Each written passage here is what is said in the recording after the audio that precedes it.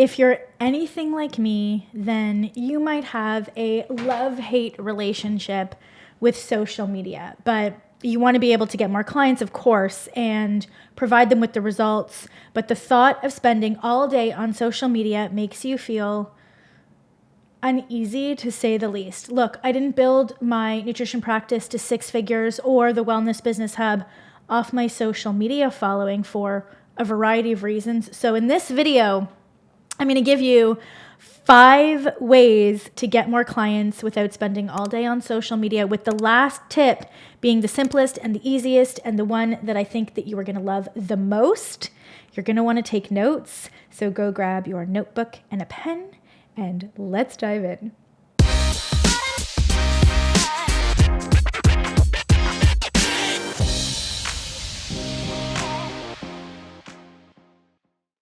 So of course, there's a lot of talk right now about needing a large social media following if you want to get to 6 figures or even go beyond that. And it's like there's this war going on between organic and paid traffic, which, if you don't know what that means, please go ahead and make sure that you look at the description below this video, because I've outlined some terms that I'm using throughout this video that I think might be helpful for you. So let me just get the obvious out of the way. You need to have a social media presence, and the content that you post on social must be relevant to your niche and your ideal client. But that doesn't mean that you need to spend all day, every day on social media. Social media as a whole is a daunting subject. And before I go any further, I want to make a distinction between like the social media platforms themselves and your content, because the platforms are the platforms and the content are the content. Platforms like, Facebook, Instagram, TikTok, Snapchat, etc. While they of course have different features and different etiquette, learning how to use them is pretty simple. There's a gazillion videos on YouTube that you can watch for free. The daunting part is the content. And of course, not just any content, because we don't want to post for the sake of posting. That's a waste of time. But it's the content that allows you to attract and build a relationship between yourself and the people that you most want to work with. And it goes without saying, the people who are consuming your content should be your ideal audience, people that have the problem that you can solve with your service or program. So the question is, how do you consistently create and publish content that attracts your ideal client and works to build a relationship with them so they become a client without spending all day, every day on social media? And now for something you might not want to hear. Your business should be front and center on all of your social media platforms, including your personal Facebook page. If your goal is to get more clients, then it makes sense that you'd want to use your social media consistently to provide value to your audience and showcase what it is that you do on a daily basis. So let me get started with the 5 ways that you can get more clients. Okay, way number 1 isn't really a strategy, it's more of an important mindset shift. Ready? Way number 1, it's your job. If your goal is to have a thriving online business that grows over time, then it might be helpful to think about it this way. It's a job requirement. Creating content is a job requirement, and one that you should be excited about. So imagine for a moment that you had a job with a job description and a boss. Would you ever go and tell your boss, I'm sorry, boss, this main critical part of my job, which is to attract clients and build a relationship with them, feels really daunting, and sometimes I don't really feel creative and I can't really think of anything to say, so I'm just not going to do it. You wouldn't do that. And perhaps one of the reasons that you feel stuck is because you're so concerned about your content being perfect instead of just sharing what you know and having it be okay. Creating content, whether it's on social media or email, that builds a relationship with your audience is one of the most critical aspects of your job and directly contributes to your success. I know that sounds harsh, but it's true. Want to know how I became obsessed with creating content? I'll tell you.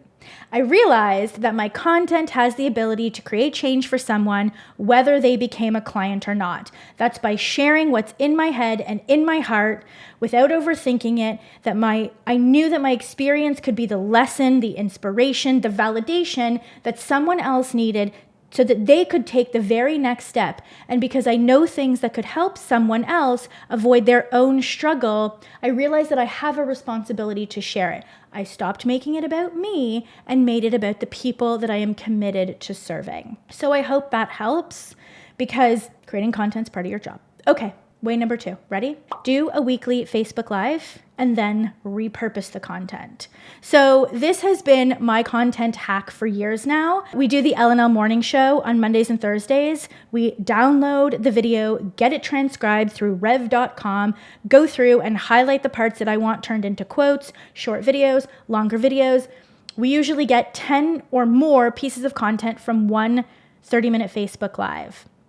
Then I have a graphic designer / video editor repurpose that content, put it into a spreadsheet so that I can see each individual piece, like a quote, 30-second video, whatever it is, and then I can grab it and plug it into my weekly content plan.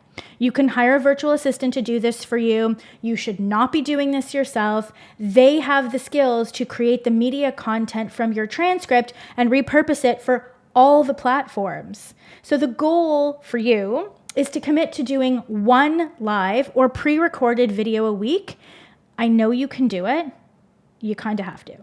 And when you publish that content, make sure that you're including calls to action so that those people watching know what to do next. Maybe it's subscribe to your lead magnet, register for a webinar, or book a call with you. Way number 3, have a recurring marketing campaign. Perhaps one of the most confusing things about social media is the difference between like your regular social media content and structured marketing campaigns. So marketing campaigns are these dated campaigns that are intended to attract prospects and bring them to a higher level of readiness so that they're motivated and ready to become a client. Marketing campaigns really work to speed up the prospect to client journey. And they absolutely include content, which then you publish on social media. And I've also run plenty of email-based marketing campaigns behind the scenes to segments of my email list, which no one other than the people on that list know about. And it's how we generate revenue from different sources at the same time without taking attention away from that main offer. And that is way number 5, coming up last. But now, back to marketing campaigns. Some examples of a marketing campaign could be, for example, a webinar that you repeat. So weekly, bi-weekly, or monthly, and you have it on demand, or a 5-day challenge, or a boot camp, or a workshop, or a launch that you repeat. A series, anything that you create with the intention of directly promoting your program or service. And so the goal here is to create a couple of different marketing campaigns that you love to run and that obviously work, and you repeat them over and over and over again. So there's a caveat to this. You need a consistent flow of new leads coming into your online business, but that's true no matter what you do. No new leads, no new clients. So for example, we have 3 specific marketing campaigns that we run throughout the course of the year on repeat. I do a weekly live masterclass. We have a 5-day course we offer once a quarter, and I host a monthly program info session. I've generated millions of dollars running a weekly webinar. Same webinar every week, rinse and repeat. Yes, these marketing campaigns do take time and effort to set up, but the good news is once you set up and you repeat them, you're able to see where you can improve, and then hitting your metrics becomes pretty consistent. So you should not be waking up in the morning and thinking, how am I going to get clients today? That should not be a thing that happens. Have a monthly marketing plan with the campaigns that you are running, rinse and repeat over and over and over again, and then schedule them into that monthly calendar and work on creating the content for those campaigns so you improve your outcomes. Way number 4, follow up. This one might seem obvious, but I know that not enough practitioners and coaches are doing it because my clients tell me they're not doing it. So if you're building an email list, a Facebook group, have a social media following of any kind, you can and should be following up with each person. It is a good use of your time. Think of it this way. They chose to follow you. They chose to subscribe to your list, join your Facebook group, or watch your video. There is nothing except your own fear stopping you from friending them on Facebook or DMing them to check in to offer help, to see how you can help them. Or if you have people that have already had enrollment calls with you that have said no, or not right now, or I need to think about it, those are the people you should be following up with on a consistent basis, because you never know when they're going to be ready to get started. You don't know when they're going to be ready to work with you, and it's your job to remain top of mind. We've had professionals who've enrolled in the 10K success system who enrolled 6 months after they had their initial call, because we follow up. We build a relationship with them through the follow-up that we do.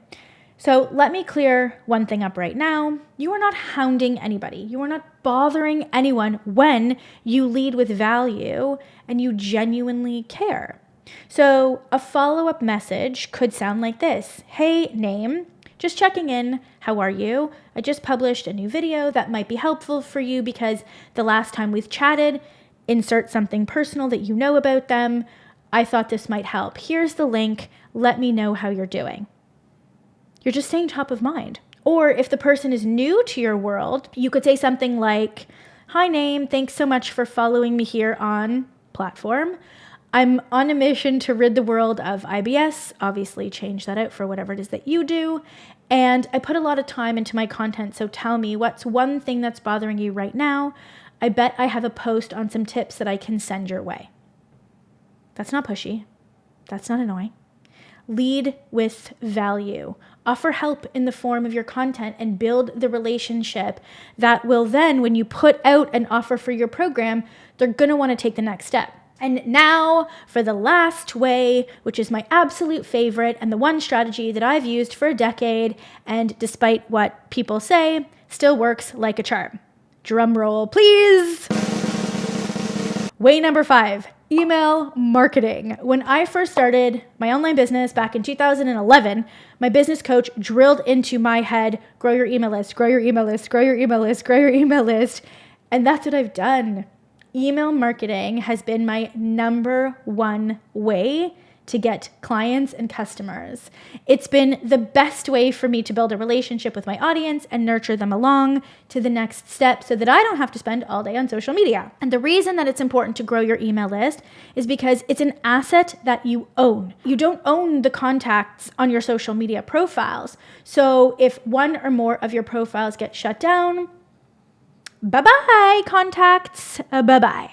So when you have an email list that is consistently growing and being nurtured with good content, when you go and then put out an offer, there's a good chance that a percentage of your audience will in fact take that next step with you. The thing with email too is that you can rinse and repeat your marketing campaigns. When we run a 5-day live course, I spend a little bit of time updating the emails, but not more than an hour. They're written. I know they work. So why would I change them? Even if people have seen them 2 or 3 times, it doesn't matter. The goal with your emails is to pick a publication schedule and stick to it. Create good, helpful content, offer a call to action so that each email gives the person reading it the opportunity to move to a next step with you. Now for an advanced email strategy, and this is one that I love because it allows us to offer multiple ways to help people at the same time. In email marketing, you can segment your email list into groups and then send each group different offers, different marketing campaigns. So for example, you might have people on your email list who for 6 months haven't booked a call. You can segment them away and tag them and then offer them a small introductory program that's less than $100 that they can try, and nobody else will know that you did that. Or you can run a promotion to a part of your list that watched your webinar 30 days ago but didn't book a call. With email marketing, you can segment parts of your list and send them different opportunities to work with you all at the same time, which is something you cannot do on social media, and I am here for that. So there you have it. the 5 different ways to get more clients without spending all day on social media. Yes, of course, they still require work because you can't grow a thriving business without putting in the effort, but at least now you have options to do it in a way that works for you. So I hope you found this video helpful. Remember to subscribe and comment below with any questions that you have, and I will see you in the next one.